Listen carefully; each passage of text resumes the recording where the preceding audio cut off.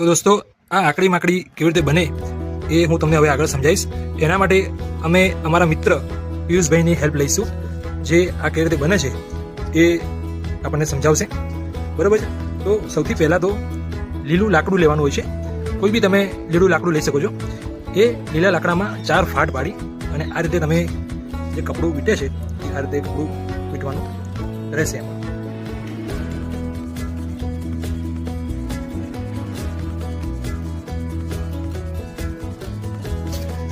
તો આ બનાવવા માટે બીજું મટીરિયલ હોય છે, એમાં ચીકણી માટીનો ઉપયોગ થાય છે. એની સાથે સાથે છાણિયું પણ લાવવાનું રહેશે. આ રીતે જે છાણ હોય અને આ ચીકણી માટી, આ બંને ભેગી કરી અને આ મસાલાના જે કપડું લગાવ્યું છે જેના ઉપર લપેટવાનું રહેશે.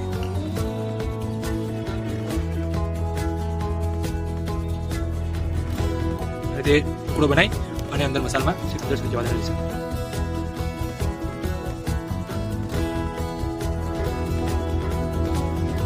દોસ્તો, જો મસાલા ઉપર આ માટી અને છાણનું મિશ્રણ એ લગાવવાનું પ્રોસેસ ચાલુ થઈ ગઈ છે. પિયુષભાઈ જોડે વાત કરતા જાણવા મળ્યું કે જે આપણે માટીના ઘરો બનાવેલા હોય છે તેમાં આ જ રીતની માટી, જે ચીકણી માટી અને છાણ ભેગું કરી અને લીપણ કરવામાં આવેલું હોય છે.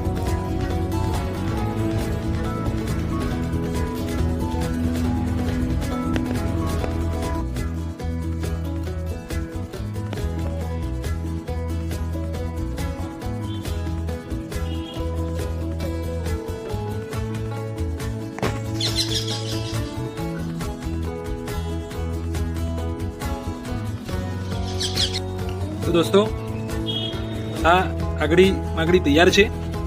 આ જે હોલ છે એની અંદર દિવેટ મૂકી અને તેલ પૂરવાનું હોય છે.